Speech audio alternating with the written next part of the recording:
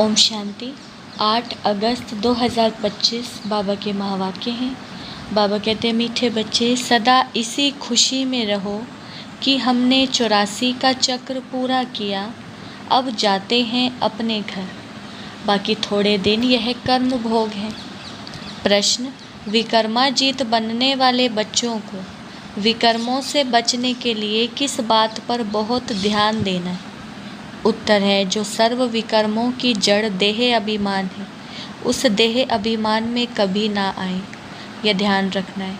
इसके लिए बार बार देही अभिमानी बन बाप को याद करना है।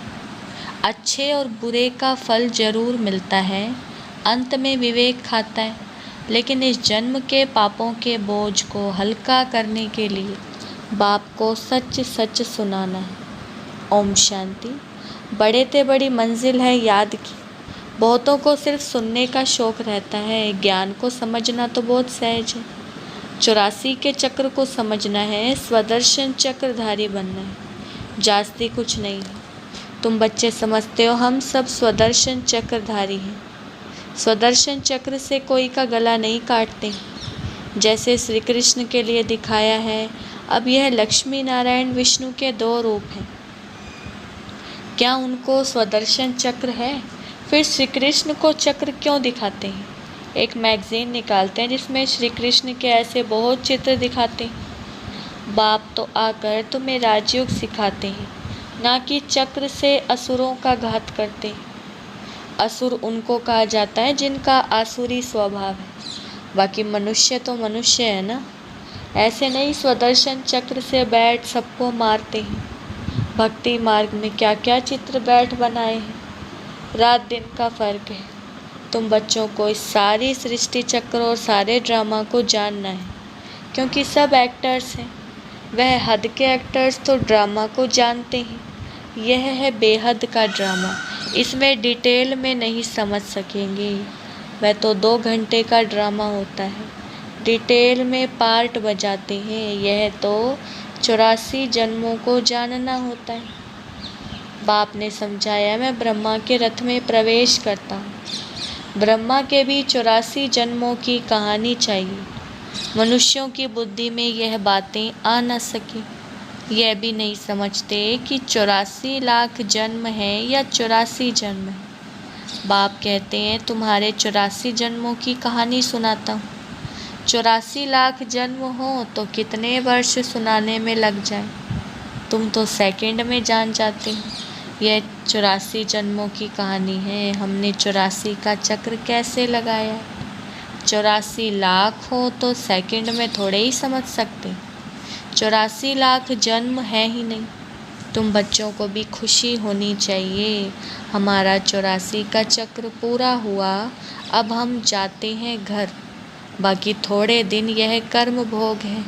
विकर्म भस्म हो, कर्मातीत अवस्था कैसे हो जाए, इसके लिए यह युक्ति बताई है। बाकी समझाते हैं कि इस जन्म में जो भी विकर्म किए हुए हैं वह लिख कर दो तो बोझ हल्का हो जाए। जन्म जन्मांतर के विकर्म तो कोई लिख ना सके, विकर्म तो होते आए हैं। जब से रावण राज्य शुरू हुआ तो कर्म विकर्म हो पड़ते हैं। सतयुग में कर्म अकर्म होते हैं। भगवानुवाच, तुमको कर्म अकर्म विकर्म की गति को समझाता हूँ। विकर्माजीत का संवत लक्ष्मी नारायण से शुरू होता है। सीढ़ी में बड़ा क्लियर है, शास्त्रों में कोई यह बातें नहीं है। सूर्यवंशी चंद्रवंशी का राज भी तुम बच्चों ने समझा है कि हम ही थे। विराट रूप का चित्र भी बहुत बनाते हैं, परंतु अर्थ कुछ भी नहीं जानते। बाप बिगर कोई समझा नहीं सकते हैं। इस ब्रह्मा के ऊपर भी कोई है ना जिसने सिखाया होगा। अगर कोई गुरु ने सिखाया होता तो उस गुरु का सिर्फ एक शिष्य तो नहीं हो सकता। बाप कहते हैं, बच्चे तुम्हें पतित से पावन, पावन से पतित बनना ही है। यह ड्रामा में नूंद है, अनेक बार यह चक्र पास किया है, पास करते ही रहेंगे। तुम हो ऑलराउंड पार्टधारी, आदि से अंत तक पार्ट और कोई का नहीं है। तुमको ही बाप समझाते हैं, फिर तुम यह भी समझते हो कि दूसरे धर्म वाले फलाने फलाने समय पर आते हैं। तुम्हारा तो ऑल राउंड पार्ट है। क्रिश्चियन के लिए तो नहीं कहेंगे कि सतयुग में थे, वह तो द्वापर के भी बीच में आते हैं। यह नॉलेज तुम बच्चों की ही बुद्धि में है, किसको समझा भी सकते हो। दूसरा कोई सृष्टि के आदि मध्य अंत को नहीं जानते। रचयिता कोई नहीं जानते तो रचना को कैसे जानेंगे। बाबा ने समझाया है जो राइटियस बातें हैं वह छपाकर एरोप्लेन से सब जगह गिरानी, वह पॉइंट्स अथवा टॉपिक्स बैठ लिखनी चाहिए। बच्चे कहते हैं काम नहीं है। बाबा कहते हैं ये सर्विस तो बहुत है, यहाँ एकांत में बैठ यह काम करो। जो भी बड़ी बड़ी संस्थाएं हैं, गीता पाठशालाएं आती हैं, उन सबको जगाना है, सबको संदेश देना है। यह पुरुषोत्तम संगम युग है। जो समझदार होंगे वह झट समझेंगे। जरूर संगम पर ही नई दुनिया की स्थापना और पुरानी दुनिया का विनाश होता है। सतयुग में पुरुषोत्तम मनुष्य होते हैं, यहाँ है आसुरी स्वभाव वाले पतित मनुष्य। यह भी बाबा ने समझाया है। कुंभ का मेला आदि जो लगता है, बहुत मनुष्य जाते हैं स्नान करने। क्यों स्नान करने जाते हैं? पावन होना चाहते हैं। तो जहाँ जहाँ मनुष्य स्नान करने जाते हैं वहाँ जाकर सर्विस करनी चाहिए। मनुष्यों को समझाना चाहिए यह पानी कोई पतित पावनी नहीं है। तुम्हारे पास चित्र भी हैं, गीता पाठशालाओं में जाकर यह पर्चे बांटने चाहिए। बच्चे सर्विस मांगते हैं, यह बैठकर लिखो। गीता का भगवान परम पिता परमात्मा शिव है, ना कि श्री कृष्ण। फिर उनकी बायोग्राफी की महिमा लिखो। शिव बाबा की बायोग्राफी लिखो, फिर आप ही वह जज करेंगे। यह पॉइंट्स भी लिखनी है कि पतित पावन कौन। फिर शिव और शंकर का भेद भी दिखाना है। शिव अलग है, शंकर अलग है, यह भी बाबा ने समझाया। कल्प 5000 वर्ष का है। मनुष्य 84 जन्म लेते हैं, ना कि 84 लाख। यह मुख्य मुख्य बातें शॉर्ट में लिखनी चाहिए, जो एरोप्लेन से भी गिरा सकते हैं, समझा भी सकते हैं। यह जैसे गोला है, इसमें क्लियर है फलाने फलाने धर्म फलाने फलाने समय पर स्थापन होते हैं, तो यह गोला भी होना चाहिए। इसलिए मुख्य 12 चित्रों के कैलेंडर्स भी छपवा सकते हैं, जिसमें सारा ज्ञान आ जाए और सर्विस भी सहज हो सके। यह चित्र बिल्कुल ज़रूरी है। कौन से चित्र बनाने हैं, क्या क्या पॉइंट लिखनी चाहिए, वह बैठ लिखो। तुम गुप्त वेश में इस पुरानी दुनिया का परिवर्तन कर रहे हो। अननोन वॉरियर्स हो, तुमको कोई नहीं जानते। बाबा भी गुप्त, नॉलेज भी गुप्त। इनका कोई शास्त्र आदि नहीं बनता। और धर्म स्थापक के बाइबल आदि छपते हैं, जो पढ़ते आते हैं, हर एक के छपते हैं। तुम्हारा फिर भक्ति मार्ग में छपता है, अभी नहीं छपना है, क्योंकि अभी तो यह शास्त्र आदि सब खत्म हो जाने। अभी तुमको बुद्धि में सिर्फ याद करना है। बाप के पास भी बुद्धि में ज्ञान है, कोई शास्त्र आदि थोड़े ही पढ़ते, वह तो नॉलेजफुल है। हम नॉलेजफुल का अर्थ फिर मनुष्य समझते हैं सबके दिलों को जानने वाला है। भगवान देखते हैं तब तो कर्मों का फल देते हैं। बाप कहते हैं ये ड्रामा में नूंद है। ड्रामा में जो विकर्म करते हैं तो उनकी सजा हो जाती है। अच्छे व बुरे कर्मों का फल मिलता है, उसकी लिखत तो कोई है नहीं। मनुष्य समझ सकते हैं जरूर कर्मों का फल दूसरे जन्म में मिलता है। अंत घड़ी विवेक फिर बहुत खाता है। हमने यह पाप किए हैं, सब याद आता है। जैसा कर्म वैसा जन्म मिलेगा। अभी तुम विकर्माजीत बनते हो, तो कोई भी ऐसा विकर्म नहीं करना चाहिए। बड़े ते बड़ा विकर्म है देहे अभिमानी बनना। बाबा बार बार कहते हैं देही अभिमानी बन, बाप को याद करो। पवित्र तो रहना ही है। सबसे बड़ा काम है पाप का काम कटारी चलाना। यही आदि मध्य अंत दुख देने वाला है। इसलिए सन्यासी भी कहते यह काग विष्टा समान सुख है। वहाँ दुख का नाम नहीं होता, यहाँ दुख ही दुख है। इसलिए सन्यासियों को वैराग्य आता है, परंतु वह जंगल में चले जाते हैं। उन्हों का है हद का वैराग्य, तुम्हारा है बेहद का वैराग्य। ये दुनिया ही छी है। सब कहते हैं बाबा आकर हमारे दुख हर कर सुख दो।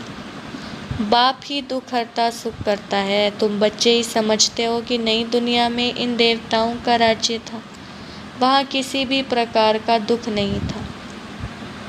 जब कोई शरीर छोड़ता है तो मनुष्य कहते हैं स्वर्गवासी हुआ, परंतु यह थोड़े ही समझते कि हम नरक में हैं। हम जब मरें तब स्वर्ग में जाएं, परंतु वह भी स्वर्ग में गया व यहाँ नरक में आया, कुछ भी नहीं समझते। तुम बच्चे 3 बाप का राज भी सबको समझा सकते हो। 2 बाप तो सब समझते हैं, लौकिक और पारलौकिक, और यह अलौकिक प्रजापिता ब्रह्मा। फिर है यहाँ संगम युग पर ब्राह्मण भी चाहिए ना। अब वह ब्राह्मण कोई ब्रह्मा के मुख वंशावली थोड़े ही है। जानते हैं ब्रह्मा था, इसलिए ब्राह्मण देवी देवताएं नमा कहते हैं। यह नहीं जानते कि किसको कहते हैं, कौन से ब्राह्मण। तुम हो पुरुषोत्तम संगम युगी ब्राह्मण, वह है कलयुगी। यह है पुरुषोत्तम संगम युग। जब तुम मनुष्य से देवता बनते हो, देवी देवता धर्म की स्थापना हो रही है, तो बच्चों को सब पॉइंट्स धारण करनी है और फिर सर्विस करनी है। पूजा करने व श्राद्ध खाने पर ब्राह्मण लोग आते हैं, उनसे भी तुम चिट चैट कर सकते हो, तुमको सच्चा ब्राह्मण बना सकते हैं। अभी भादों का मास आता है, सभी पितरों को खिलाते, वह भी युक्ति से करना चाहिए, नहीं तो कहेंगे कि ब्रह्मा कुमारियों के पास जाकर सब कुछ छोड़ दिया है। ऐसा कुछ नहीं करना है जिसमें नाराज हो। युक्ति से तुम ज्ञान दे सकते हो। जरूर ब्राह्मण लोग आएंगे तब तो ज्ञान देंगे ना। इस मास में तुम ब्राह्मणों की बहुत सर्विस कर सकते हो। तुम ब्राह्मण तो प्रजापिता ब्रह्मा की औलाद हो। बताओ ब्राह्मण धर्म किसने स्थापन किया? तुम उन्हों का भी कल्याण कर सकते हो घर बैठे। जैसे अमरनाथ की यात्रा पर जाते हैं तो वह सिर्फ लिखत से इतना नहीं समझेंगे, वहाँ बैठ समझाना चाहिए। हम तुमको सच्ची अमरनाथ की कथा सुनाएं। अब अमरनाथ तो एक को ही कहा जाता है। अमरनाथ अर्थात जो अमरपुरी स्थापन करे, वह सतयुग है। ऐसे सर्विस करनी पड़े, वहाँ पैदल जाना पड़ता है। जो अच्छे अच्छे बड़े आदमी हों उनको जाकर समझाना चाहिए। सन्यासियों को भी तुम ज्ञान दे सकते हो, तुम सारी सृष्टि के कल्याणकारी हो। श्रीमत पर हम विश्व का कल्याण कर रहे हैं, बुद्धि में यह नशा रहना चाहिए। अच्छा, मीठे मीठे सिकिलदे बच्चों प्रति माता पिता बाप दादा का याद प्यार और गुड मॉर्निंग। रूहानी बाप की रूहानी बच्चों को नमस्ते। हम रूहानी बच्चों की रूहानी बाप दादा को नमस्ते नमस्ते, गुड मॉर्निंग। धारणा के लिए मुख्य सार। पहला पॉइंट है, जब एकांत व फुर्सत मिलती है तो ज्ञान की अच्छी अच्छी पॉइंट्स पर विचार सागर मंथन कर लिखना है। सबको संदेश पहुंचाने व सबका कल्याण करने की युक्ति रचनी है। दूसरा, विकर्मों से बचने के लिए देही अभिमानी बन बाप को याद करना है। अभी कोई भी विकर्म नहीं करना है। इस जन्म के किए हुए विकर्म बाप दादा को सच सच सुनाने हैं। बाबा ने वरदान दिया, अटल भावी को जानते हुए भी श्रेष्ठ कार्य को प्रत्यक्ष रूप देने वाले सदा समर्थ भव। वरदान का विस्तार, नया श्रेष्ठ विश्व बनने की भावी अटल होते हुए भी समर्थ भव के वरदानी बच्चे सिर्फ कर्म और फल के, पुरुषार्थ और प्रारब्ध के निमित्त और निर्माण के कर्म फिलॉसफी अनुसार निमित्त बन कार्य करते हैं। दुनिया वालों को उम्मीद नहीं दिखाई देती और आप कहते हो यह कार्य अनेक बार हुआ है। अभी भी हुआ ही पड़ा है, क्योंकि स्व परिवर्तन के प्रत्यक्ष प्रमाण के आगे और कोई प्रमाण की आवश्यकता ही नहीं। साथ साथ परमात्म कार्य सदा सफल है ही। स्लोगन, कहना कम करना ज़्यादा, यह श्रेष्ठ लक्ष्य महान बना देगा। अव्यक्त इशारे सहज योगी बनना है तो परमात्म प्यार के अनुभवी बनो। सेवा में व स्वयं की चढ़ती कला में सफलता का मुख्य आधार है एक बाप से अटूट प्यार। बाप के सिवाय और कुछ दिखाई ना दे। संकल्प में भी बाबा, बोल में भी बाबा, कर्म में भी बाप का साथ। ऐसी लवलीन स्थिति में रहें, एक शब्द भी बोलेंगे तो वह स्नेह के बोल दूसरी आत्मा को भी स्नेह में बांध देंगे। ऐसी लवलीन आत्मा का एक बाबा शब्द ही जादू मंत्र का काम करेगा। अच्छा, ओम शांति।